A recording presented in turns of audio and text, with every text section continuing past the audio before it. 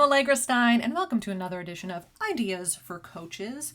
The ideas that I'm going to share today were inspired by yesterday's drop-in mentorship and mastermind call that I host every Tuesday at noon.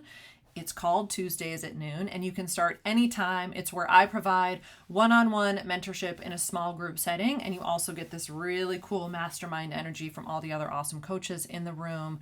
You are invited to check it out if you would like some personalized support on your coaching journey. There's more information below. Your first class is free, so you can check it out to see if it's a fit. But in the meantime, I hope that some of the ideas I share today help you on your coaching journey. So the first one I want to share, actually, a couple of the ones that I want to share were derived from the same story. So let me set the stage. One of the coaches in the room, I think it was earlier this year in the spring, used the platform Nextdoor. Nextdoor, if you're not signed up for it, is just a way of connecting members of the same local community. She used that platform essentially to set up a weekly group coaching support conversation with people in her neighborhood. It may have actually been last fall, but she's like, I'm looking for women who are struggling with this particular issue. I'd like to set up kind of a weekly conversation space. Who's interested? And she got 6 or 7 people raising their hands, and almost overnight had a weekly coaching call going with this group of women. So she thought, I'm going to try this again. So she went on to Nextdoor and she's posted, hey, I'm offering free coaching sessions in exchange for feedback, which is a framework I invite you and encourage you to do starting today. Always be collecting feedback, even if you're still offering financially free coaching sessions. So she said, I'm offering free coaching sessions to anyone who needs some help. I think she gave a few examples, like if you're dealing with stress or overwhelm, who's interested? And no one replied. She got no bites. And she was like, why? She's like, I'm feeling kind of discouraged. Why is that? And we really kind of slowed down in the moment. I encouraged everybody to stay very, very curious. In those moments when you have an idea and you put it out into the world and hear nothing, I know how easy it is to just be like, well, that's it. I'm done. It's not going to work. The better approach is to try and get really curious about it, because that's what experiments are like. I mean, it was an experiment, right? She ran an experiment and didn't get the results she expected, but there's still so much to learn. And I think one of the biggest takeaways, and this is one we talked about a lot on the call, is simply the phrase free coaching session. There are 2 things I want to say about this. And if you have tried to, and you can kind of imagine this if you haven't actually done it, but imagine you go to, you're surrounded by a group of people, or you reach out to an online community you're a part of, and you're like, hey, who wants a free coaching session? And no one says anything. I think there's a really interesting question of like, well, why don't people say yes? And there's a very important caveat to that. I do not mean within your coaching bubble. Go offer free coaching to coaches, and a higher percentage of them will say, I want it, because as coaches, we're like, ooh, coaching, this is great. But outside of the coaching bubble, there are a couple of issues with kind of just putting this out here in this way. 1, people don't know what coaching is. They don't. In this industry, we're kind of facing an uphill battle from the beginning, because coaching is not established as like a thing that everyone gets. The example that I gave her, it's not like she says, who wants a free massage, right? If you went out to that same group of people and said, does anyone want a free massage? I suspect more people would raise their hands and say, yes, please, feel free to practice on me. Because people know what massage is. It has been established as a service that is pretty well understood by people, and people know if they either want a massage or they don't want a massage. Same thing with haircuts. Who would like a haircut? People know if they want a haircut or not. They know what it is. They have a sense of what the experience is going to be like. Offer people free coaching, and more often than not, unless they're in kind of the self-help space or they've know about coaching through other ways, most people are going to say, what is that? Why do I want that? Why should someone say yes to a coaching session? And I actually find myself thinking that when I will see in coaching groups, does anyone want free coaching? And I'll say to myself, well, for what? Why would someone want to have a coaching session? And I think that is a connection that you need to start. I encourage you to start making for the people that you're talking to.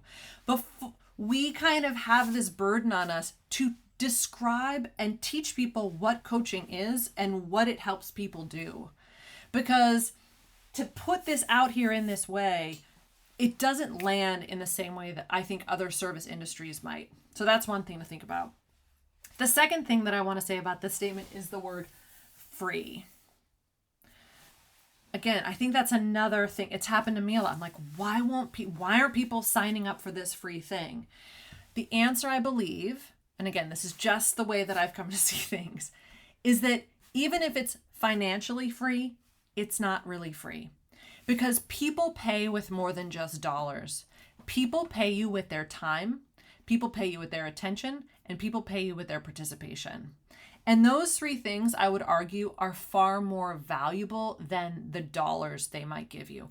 I'm not trying to minimize the stretch it might be for someone to invest dollars in your coaching. But even if you offer free stuff, people will still say no because it's going to take their time, it's going to take their attention, and you're going to want them to participate, which also takes energy. So, and I think people just have a felt sense of that. They're just like, well, yeah, it's financially free, but I don't have the time for that. So what it does, kind of an experiment that you could run with this, is forget about getting paid for a little bit.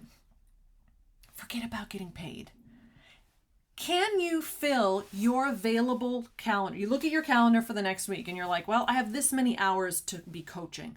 I don't care if it's 1 hour or 10 hours or 40. Whatever hours you've got that you're like, I wish I was coaching then. I wish I was coaching here. I wish I was coaching here. This is me in a calendar. Can you fill it with a financially free session?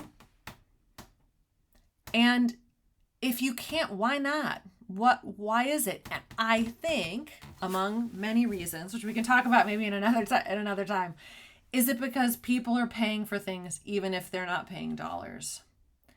And that we still have to sell them on the idea of attending and participating in a coaching session, even if we're not going to charge them any money.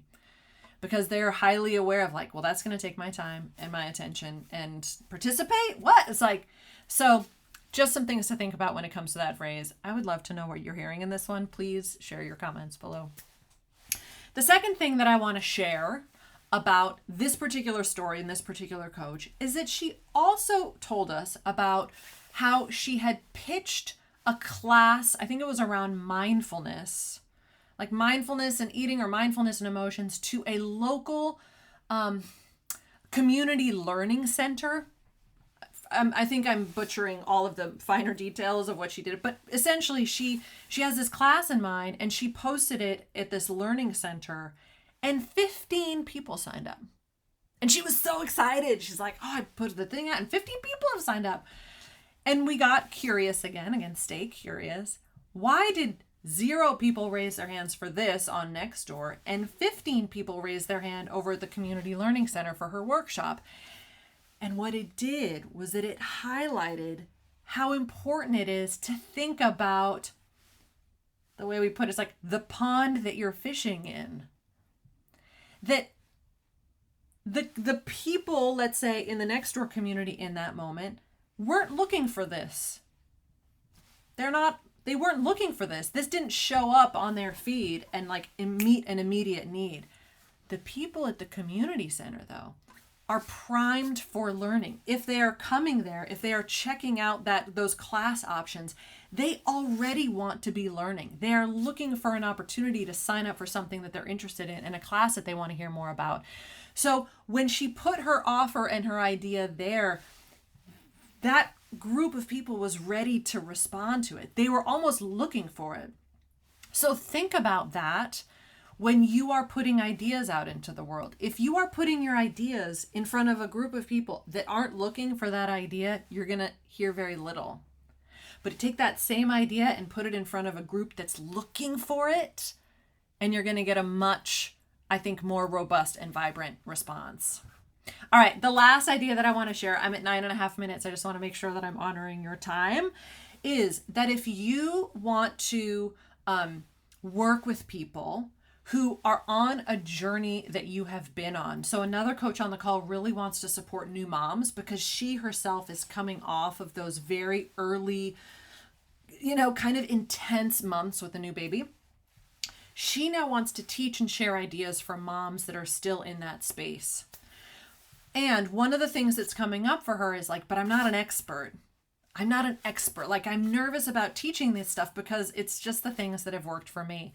And so the suggestion that I have was actually a collection of phrases that I learned from Tad Hargrave, who's one of my mentors, and which I still use. And those phrases include things like,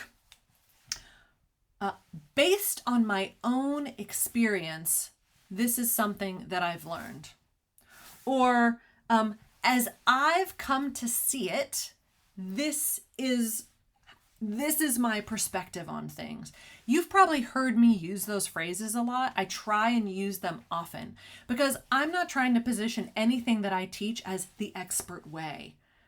I don't pretend to be an expert. What I am doing is teaching and sharing the things that I have learned through my own experience, that I have come to understand through things that I've studied, through the mentors that I've worked with and the books that I've read, and the experiments that I have run myself.